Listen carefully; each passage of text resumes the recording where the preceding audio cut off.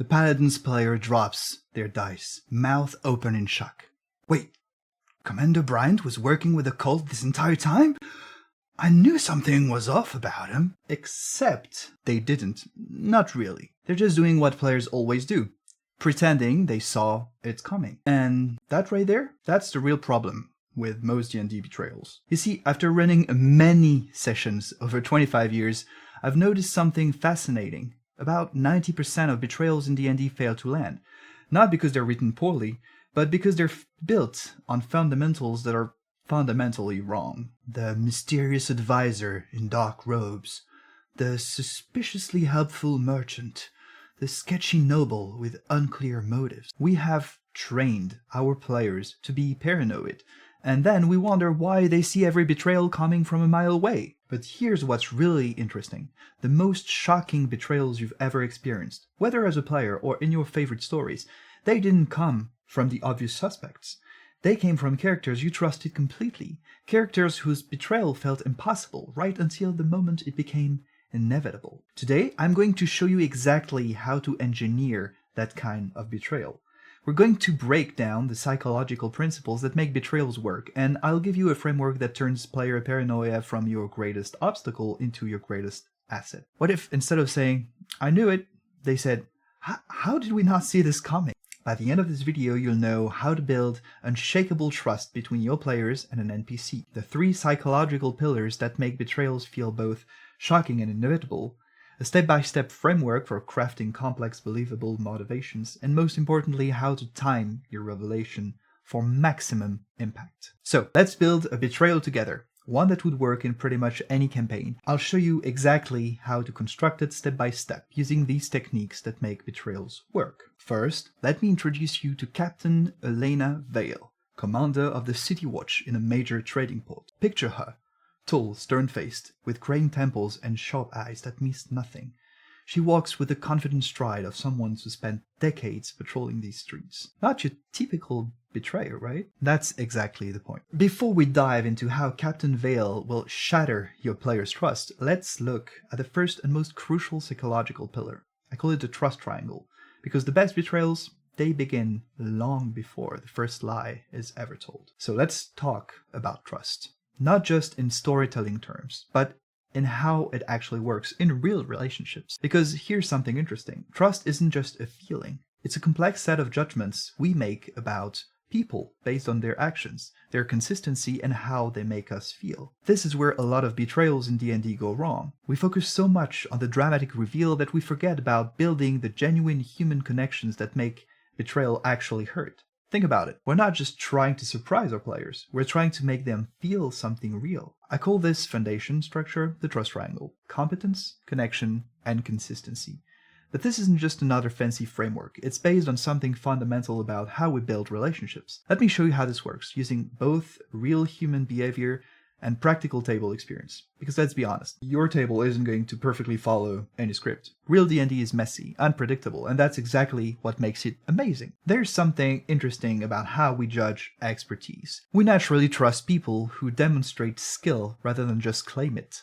It's why we believe a mechanic who can diagnose our car's problem by sound more than one who just tells us they're qualified. Let me show you how this works with Captain Vale.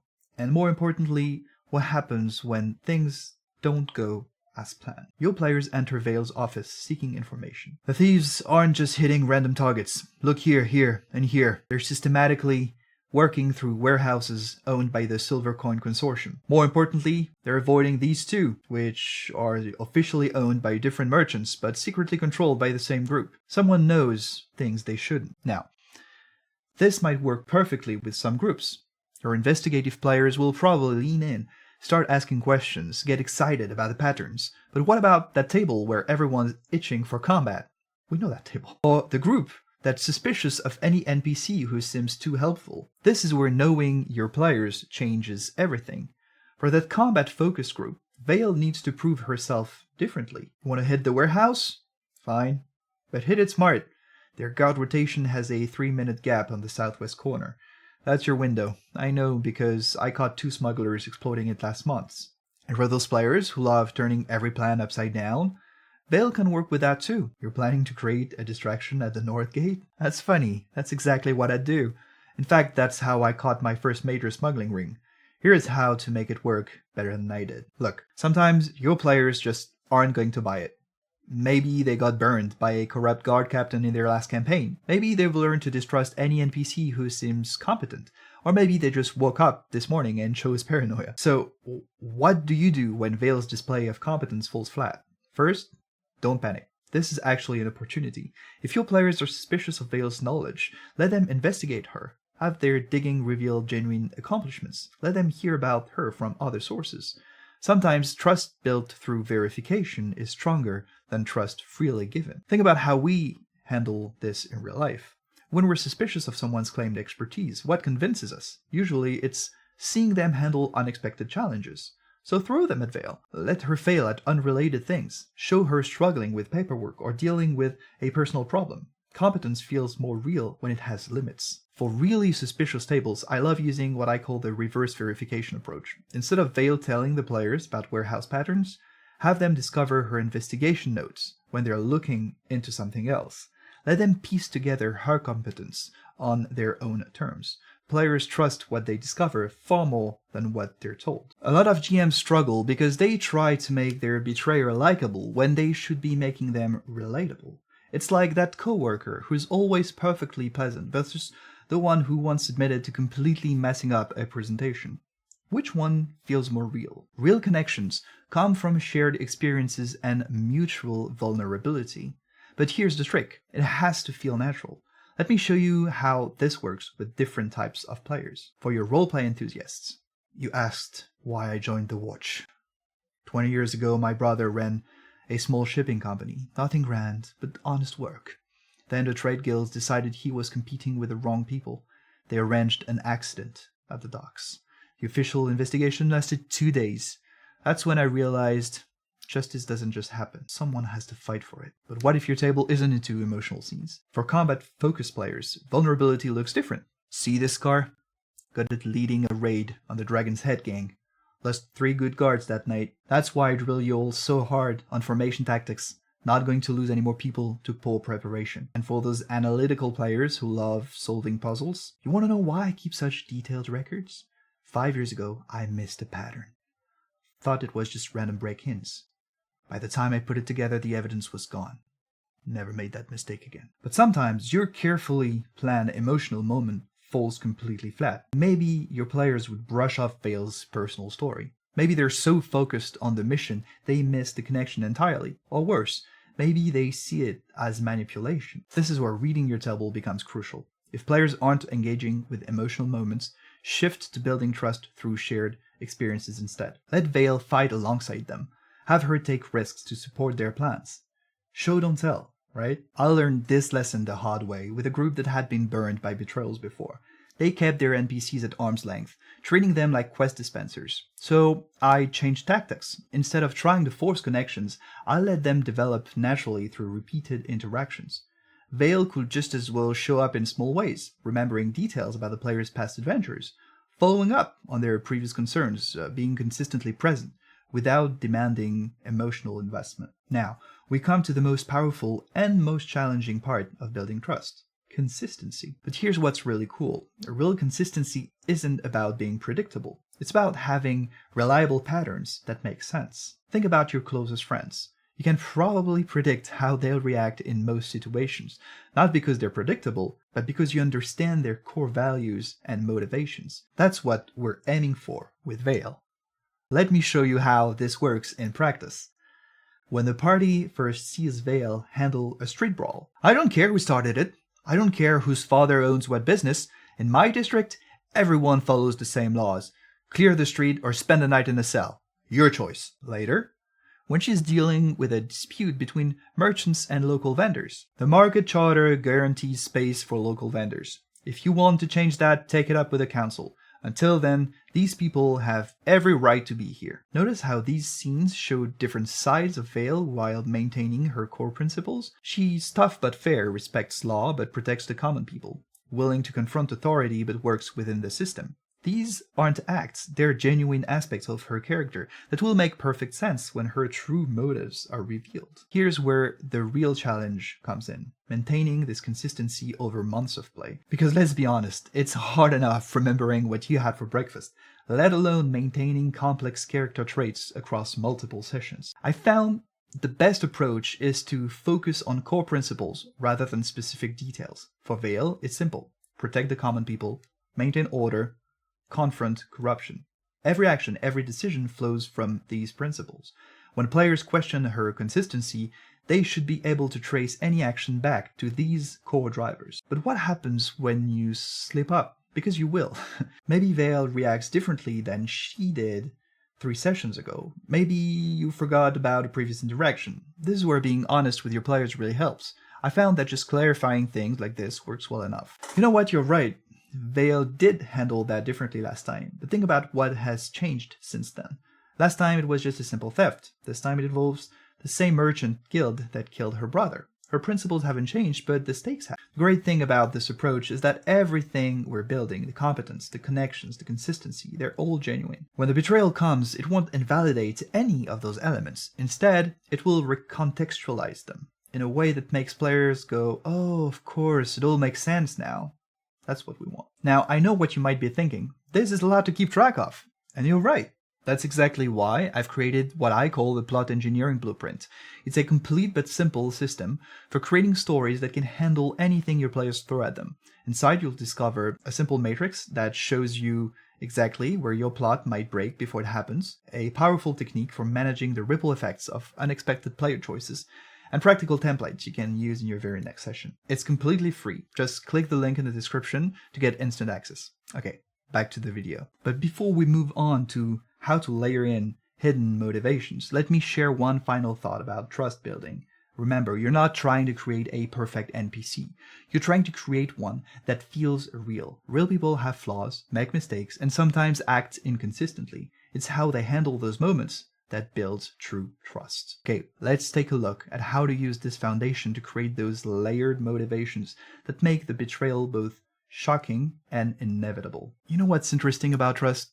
It's not just about believing someone is honest. It's about believing you understand them. Think about the last time someone surprised you with their actions. I bet they didn't reveal a completely different personality. Instead, you probably found yourself saying, looking back, the signs were there all along. That's where a lot of D&D betrayals fall apart. We focus on hiding the truth when we should be showing it selectively. Let me show you what I mean. Think about how people present themselves in job interviews. There's the version of themselves they present. Professional, capable, eager. Then there's what they let slip during casual conversation. Maybe frustration with their current job, ambition for advancement. And finally, there's their core motivation. Perhaps they're desperate for a career change, or they're planning to learn skills for their own business. All these layers can be true simultaneously. And that's exactly how we're going to build our betrayer's motivations. Let's return to Captain Vale's office. But this time, let's look deeper at how she presents herself to different types of players. This city deserves better than corrupt merchants and compromised officials.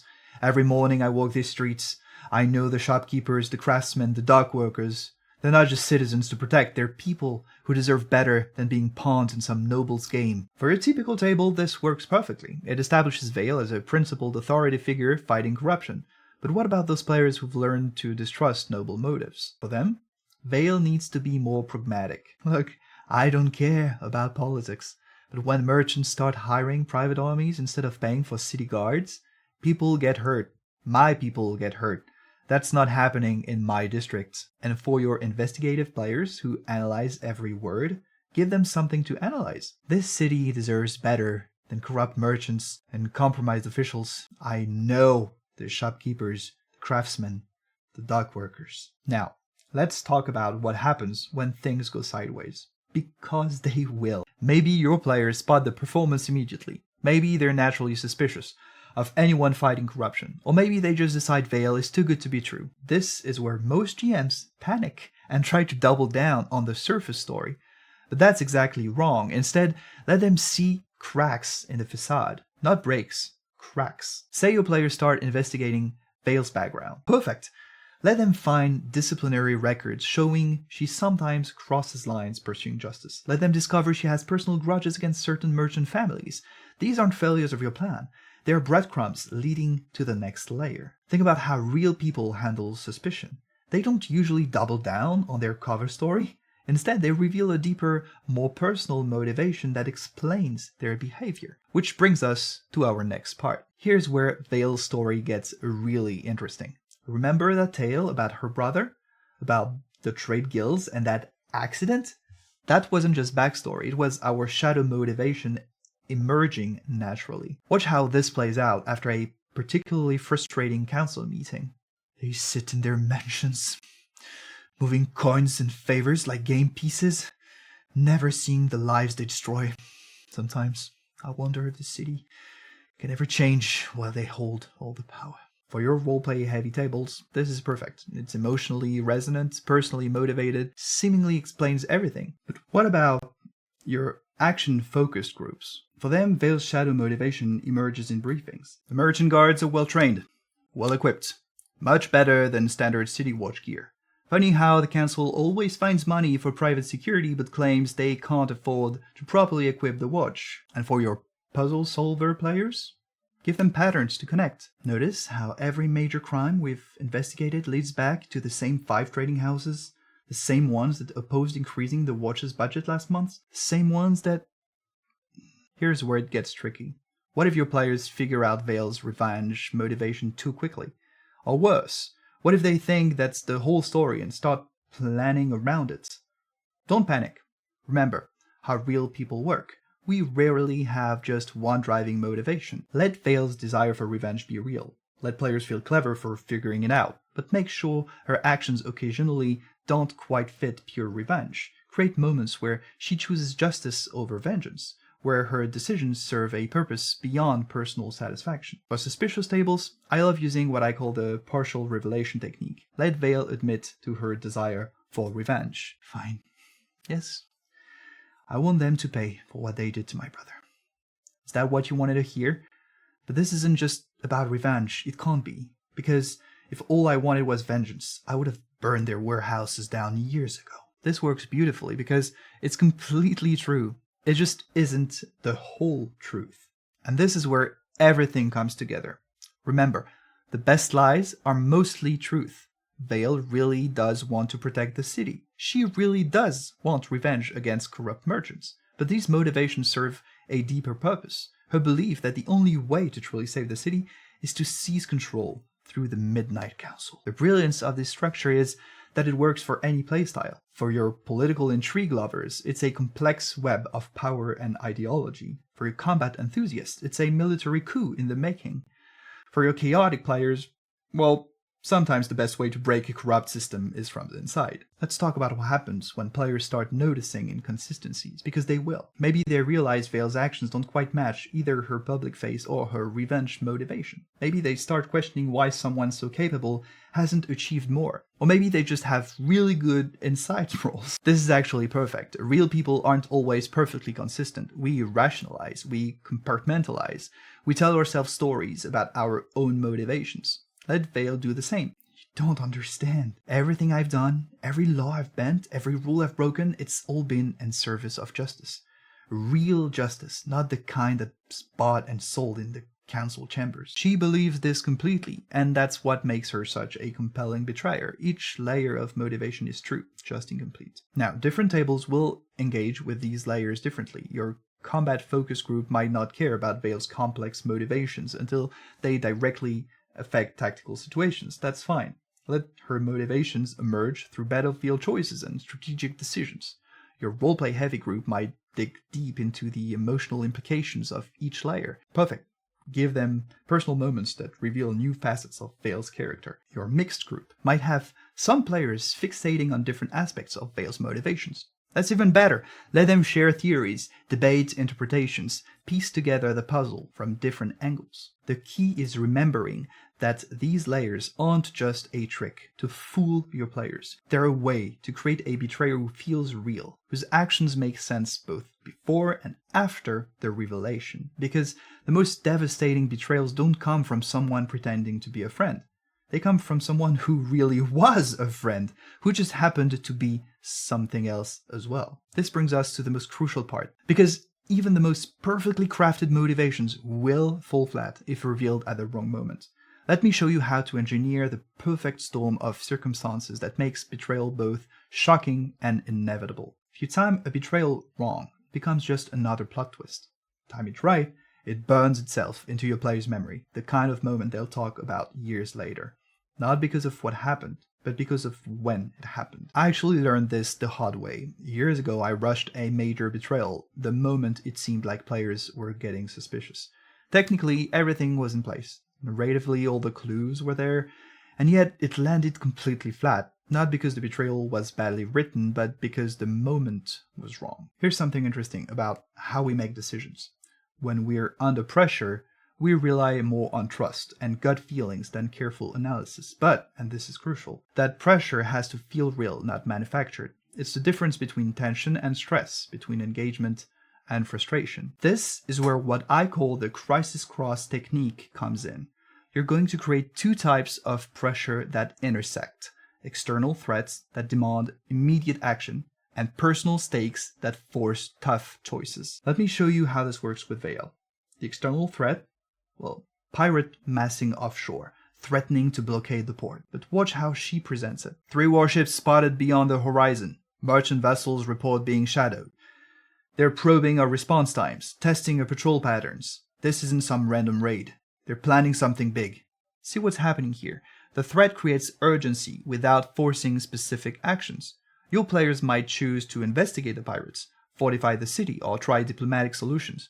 The point isn't to railroad them, it's to create context that makes their choices matter more. This works across any playstyle because it's not about the specific threat, it's about creating meaningful pressure. Some tables will focus on combat preparation, others on political implications, others on investigating hidden connections. All of these paths work because the pressure isn't about forcing a specific response, it's about making every response feel consequential. Now, let's talk about what happens when your pressure points don't land. Maybe your players don't care about the city being threatened. Maybe they want to abandon ship entirely. This is where a lot of GMs panic and try to force the issue. Just don't. Instead, remember this principle. Pressure doesn't have to come from where you planned, but it does need to feel natural. Okay, let me show you what I mean. Say your players decide to flee the city instead of dealing with the pirates. Perfect. Have them discover that key roads are mysteriously blocked, that nearby towns are oddly unwelcoming. Here's the important part. You should not do this to force them to go back. Trust me, they wouldn't like it. You do this to show them that the conspiracy reaches further than they thought. Or, maybe they tried to take on the pirates head-on, completely ignoring your political intrigue. Cool, work with it. Let them discover that the pirates have suspiciously detailed information about city defenses. The pressure point has changed, but the principle remains the same: external threat revealing internal corruption. And this is where we add the second layer of pressure. Remember that one council member who we implied supported your party? The one who made them special investigators and led them to Vale in the first place? I'm afraid they're about to die. But their death isn't just about emotional impact. It's about turning abstract threat into personal consequence. This wasn't random. Look, the killer knew council security protocols, bypassed every safeguard, killed the only council member who supported your investigations. Notice how this personal crisis interacts with the external threat. Alone, a murdered ally is tragic. Against the backdrop of impending invasion, it's a sign of something much darker. This is the crisis cross in action. Each pressure point makes the other more significant. Here's what's really important about timing. It's not about waiting for the perfect moment. It's about recognizing when pressure and revelation naturally align. Sometimes this happens exactly as you planned. More often, it emerges from your players' actions in unexpected ways. Think of it like surfing. You can't control the waves, but you can learn to read them, to position yourself to catch them. Let me show you what this looks like in practice. The perfect moment for Vale's revelation isn't when you planned it. It's when your players feel both pressures simultaneously, when they're grappling with both the immediate threat and the personal loss, when they're looking for answers and dreading what they might find. Close the door. What you've discovered, it goes deeper than you know. the corruption, the paralysis in the council, even the pirates, they're all connected. But they're also an opportunity. Sometimes your players force the revelation early. Sometimes they miss every clue you lay down. This is where understanding the principles matters more than following the plan. If players confront Vale too soon, don't try to deny everything. Instead, reveal a partial truth that recontextualizes their suspicion while maintaining deeper mystery. Yes, I've been manipulating events. Yes, I've broken laws. When the system protects corruption, sometimes you have to work outside it, but that's not the whole story. If players miss crucial clues, don't force them to find your breadcrumbs. Instead, create new convergence points that match their actions. You focused on the smuggling ring instead of the council corruption? Interesting. Let me show you who really profits from that operation. When the moment comes, whether it's the one you planned or one that emerges naturally, everything you've built comes together.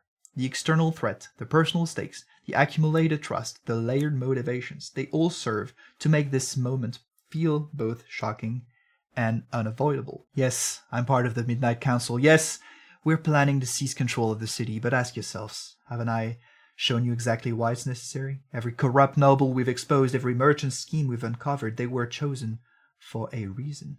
We've been showing you the disease at the heart of the city. Now I'm offering you a chance to help us cut it out. The power of this moment doesn't come from the words themselves. It comes from how those words transform everything that came before. Every interaction with Vale, every mission she sent them on, every principle she demonstrated, it all takes on new meaning while remaining true. This is what makes a betrayal unforgettable. Not just the shock of the moment, but the dawning realization that the truth was there all along. Your players aren't just processing a plot twist, they're re-examining every memory, every interaction, every choice that led to this moment. And that's when you see it. Players pushing back from the table, running their hands through their hair, saying things like, "Oh my god, that time in the warehouse district? Oh, wait, when she helped us with the smugglers?" That's not just surprise, that's not just shock, that's the powerful realization that everything they thought they understood has shifted meaning while remaining absolutely true to itself. And that's the moment that players will remember long after your campaign ends. A moment like this doesn't just change your story, it transforms it. Creating such a moment, that takes more than just clever plotting or good timing. It takes everything we've talked about today working in perfect harmony. So, do you remember how we started? Talking about those moments where players just nod and say, "I knew it," when your betrayal is revealed? About how 90% of D&D betrayals fail to land? Now you understand why. It's not about being unpredictable, it's about being inevitable in retrospect. Every element we've covered today works together to create not just a shocking moment, but a transformative one. Think about how it all connects. You build genuine relationships through competence, connection, and consistency. The layers of motivation create depths that rewards player insight while maintaining mystery. And the perfect moment, it transforms all that preparation into something unforgettable. Look at how it worked with Vale. Her competence earned your players' respect through genuine action. Her connections made them care through shared experiences. Her consistent principles made them believe in her. Each layer of motivation felt complete on its own, yet served a deeper truth. And when that final revelation comes, it doesn't invalidate any of those relationships or experiences. Instead, it elevates them into something more complex, more meaningful. Here's where many GMs face their greatest challenge. The moment of betrayal is incredibly powerful. Your players are shocked, engaged, deeply invested in what happens next. Vale has just revealed herself as a major antagonist, and all eyes are on her. And that's exactly when many betrayal plots stop mattering. Think about it. Vale has demonstrated she can outmaneuver corrupt merchants, navigate complex political situations, and command loyal followers. She's shown tactical brilliance, strategic insight, and masterful manipulation. If she suddenly starts making obvious mistakes or becomes a predictable villain, all that careful groundwork crumbles. Now, you need to know how to make sure your betrayer lives up to their dramatic reveal. How do you make your villain's plans actually feel intelligent? Why do most D&D villains end up feeling predictable? How do you maintain the complexity that made your betrayer compelling in the first place? A perfect betrayal isn't the end of your story. It's the beginning of something even more exciting. Click on this video next to learn why your villains usually aren't as intelligent as they should be, and to make sure your betrayer remains as fascinating an antagonist as they were an ally. Vale just showed your players exactly how competent she can be. Now, you need to prove she was just getting started.